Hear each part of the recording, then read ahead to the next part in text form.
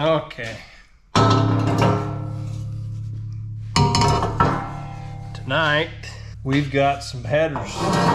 And these are actually a set of headers that I welded together before. If you follow my Instagram, you know that I have done quite a few projects for a friend of mine that lives here in town. He's got an airboat, and on his airboat he had a fuel injected 383. Well, this last duck hunting season he ended up blowing the motor on that one. So he's built a new one that's even bigger and even badder. And it's a fuel injected 454. Anyway, these are the headers off the old motor. He wants me to cut the weld joint where I welded them before. We're obviously gonna have to clean it up. It is stainless, so we're gonna cut those. We're gonna clean up the joint so we can re-weld it to the new set of headers that are going on his new motor. So let's get going. Okay, so whenever I'm cutting something round, pipe, tube, anything like that, I always like to use one of these pipe wraps, and then you just wrap whatever you're going to cut, and then you get a perfectly straight line, which especially for tube and thin wall stuff is particularly important, especially when you're going to TIG weld it. So I'll wrap my pipe wrap around that, and then I take my nice sharp soapstone. So then I just take my soapstone and draw a circle around this.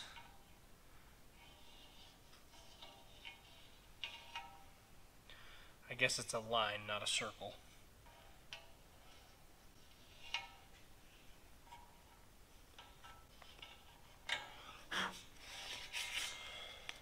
And then when you're done, you got a nice straight line to cut it on, and most of the time it's pretty dang square. If it's a little off, I'll take it, go put it in the belt grinder, square it up, and then we're good. Okay, so we could use the portaband on this, but mounted to the table, and this is pretty big, and it's just much too easy to use that. I mean, I much prefer a zip disc. I like the metal grit down my neck. So we're just gonna go ahead and use the old death wheel here, cut this off, and then we'll get it over to the belt grinder.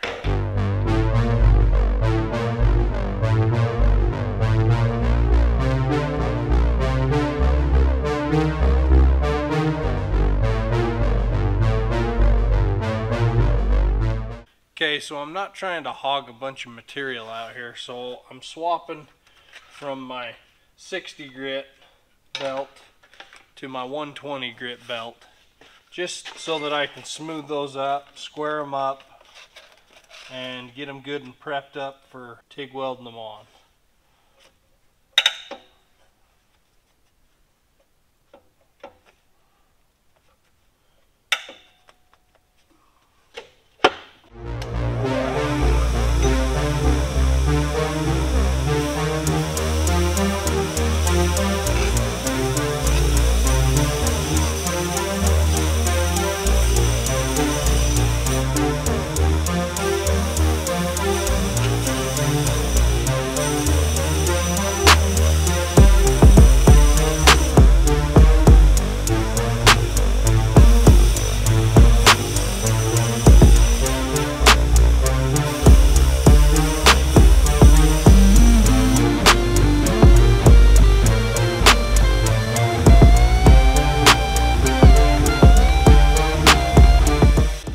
Okay, so hopefully you guys can see that, but I just set it square on this little rest right here, and I just kind of move it back and forth until it's perfectly square. And I know that it's perfectly square by looking at this surface right here. I can tell that I've hit the whole surface, and if I look down that, I can tell that it's perfectly square. So that'll make things a lot nicer when we go to fit it up, because we've got a factory fit on the header, and now we've got a perfect 90-degree angle on our old piece. And we'll go ahead and clean this up, get it looking nice again, and then we'll weld it up. Okay, so now I'm just going to take my little Milwaukee die grinder here with a blue pad. I'm just probably going to shine up 1/2 inch past the joint. Just give me plenty of room to work with, get it nice and cleaned up. This Scotch-Brite cleans stainless up super well, so I'll show you what I mean.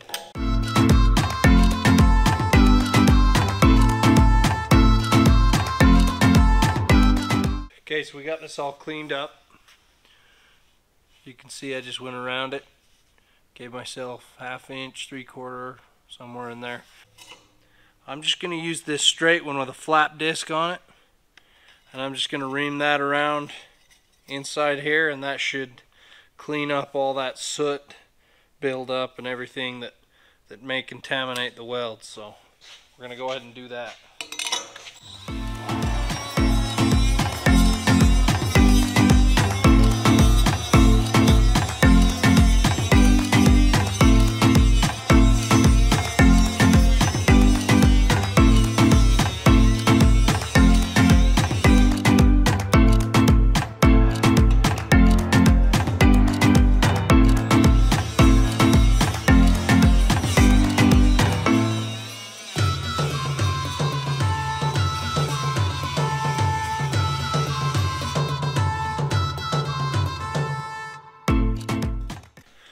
Okay, so I got that done.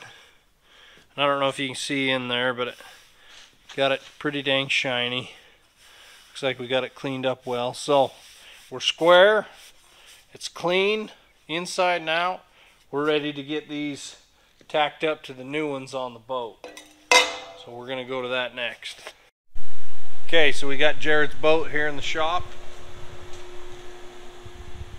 This is the new motor. How big is it?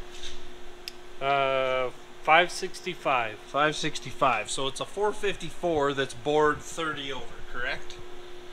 Yeah, so he went and dynoed it. And how did it dyno?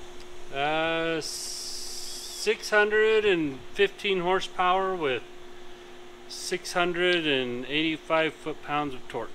Woo! So she's gonna scoot on a hole this size with that motor.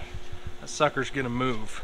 So what we've done, we're just getting the old downpipe tacked on to the new headers. We've got this one tacked on, but I just wanted to show you guys what I'm doing. I've got to get a couple more tacks on this. So we're gonna tack this one up and take it off, and then I'll be ready to weld it out. Whoa. Little double tap there.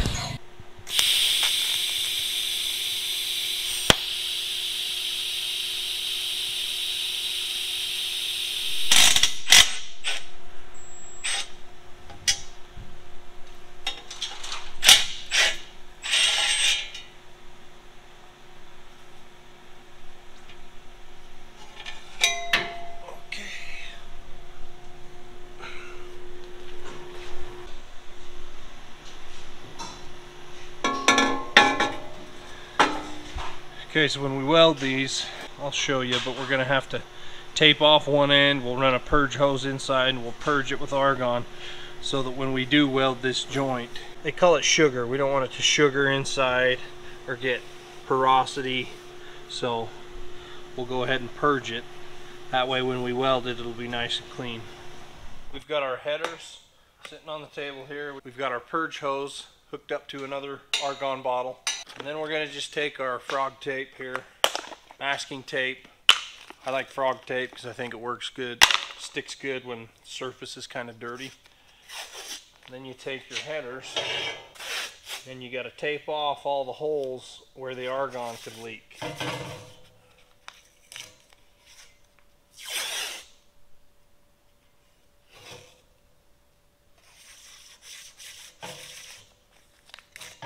Tape off here. And then we'll tape off here at the end.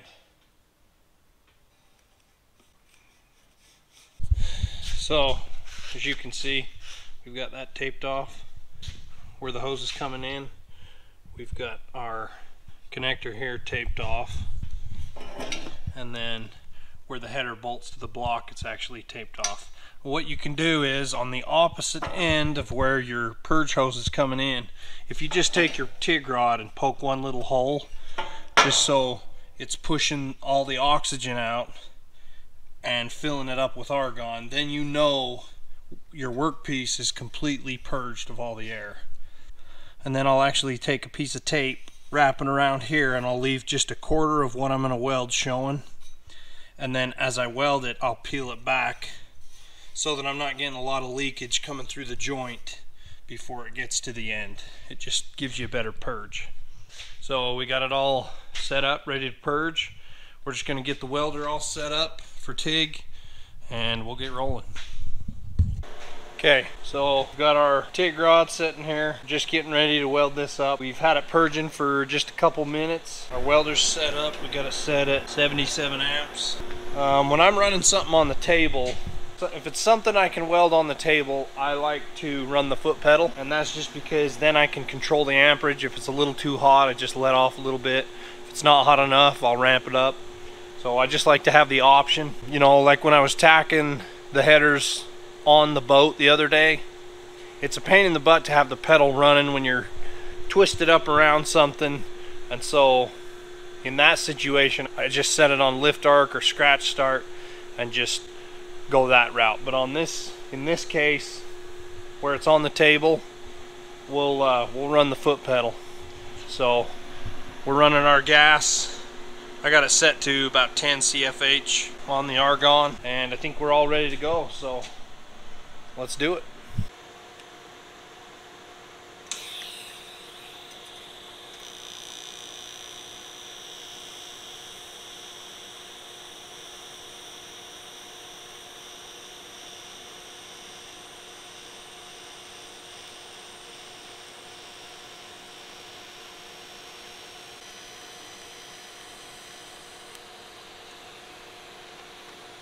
Just hold, I need you to hold that up while I weld it. It's not hot, but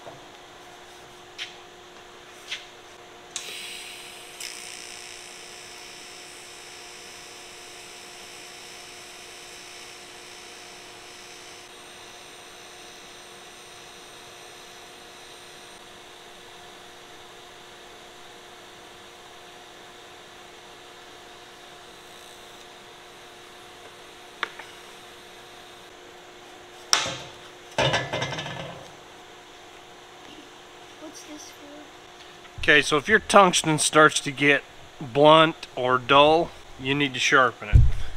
There's lots of different ways to sharpen it. I just have a tungsten grinder like this. You can adjust the angle.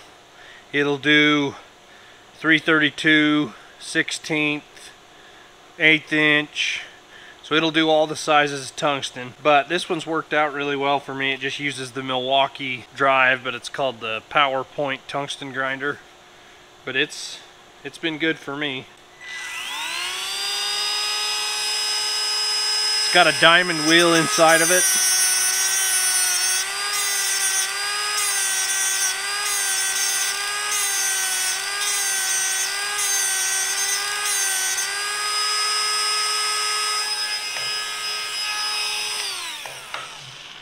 I don't know if you can see that, but it gives you a perfectly sharpened tungsten. And you can actually change the angle you want.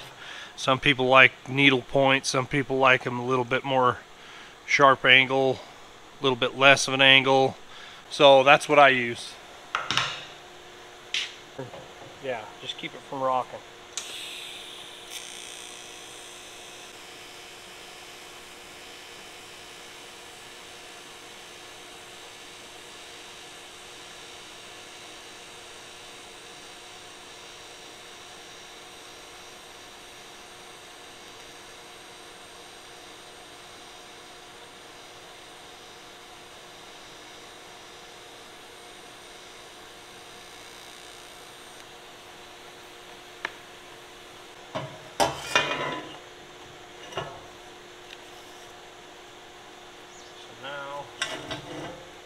Think you can hold it like that?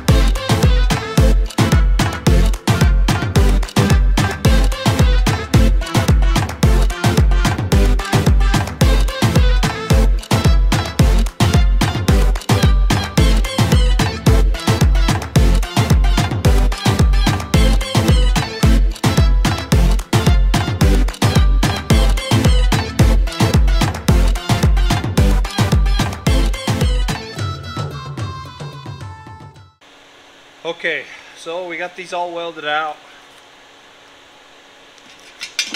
Pull our purge hose out, pull all of our tape off, turn our gas off. And then what I like to do when I'm done, even though once these run for a while, this is all going to look like this. It's not going to stay this nice pretty stainless color. It's going to start showing some color. It'll probably get some blues and purples and stuff like that for a while, but eventually it's going to go brown just like this stuff did.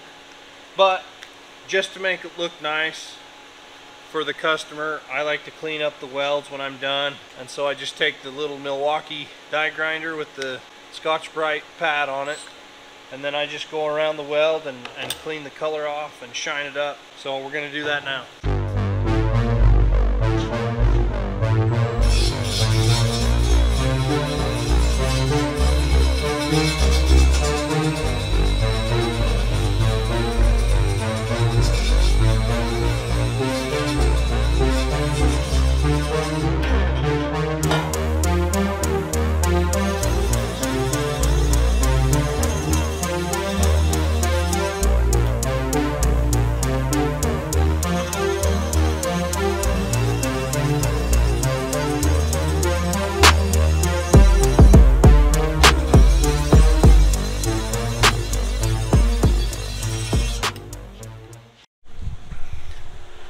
Okay, so then I take a piece of Scotch-Brite, and I've only used this on stainless. You don't want to mix and match, or you'll impregnate carbon steel into the stainless. So you only want to use stainless on stainless and carbon on carbon.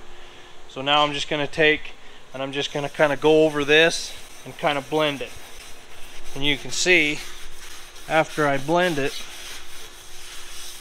it looks a lot more natural. It doesn't look so I don't know, awkward, if that makes sense. It just looks better. That could just be my anal retentive tendencies coming out too, but so that's how I like to do it. So we're gonna go ahead and do this to both, get them all cleaned up, and then that should finish these up.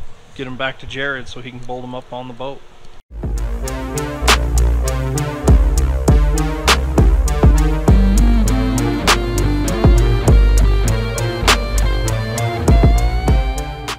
These all polished up.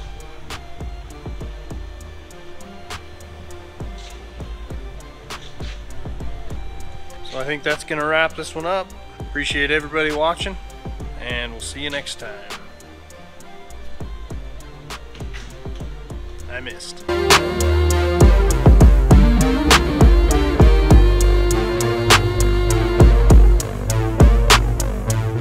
Okay, so whenever I am cutting something,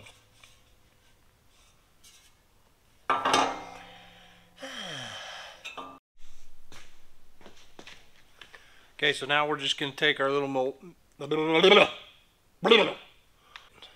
hopefully it won't cause any sort of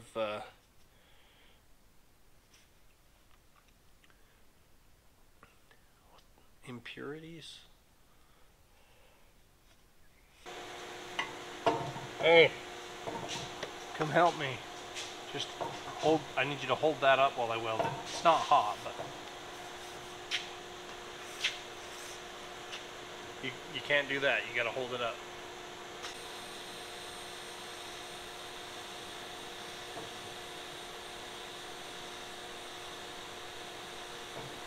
Stop.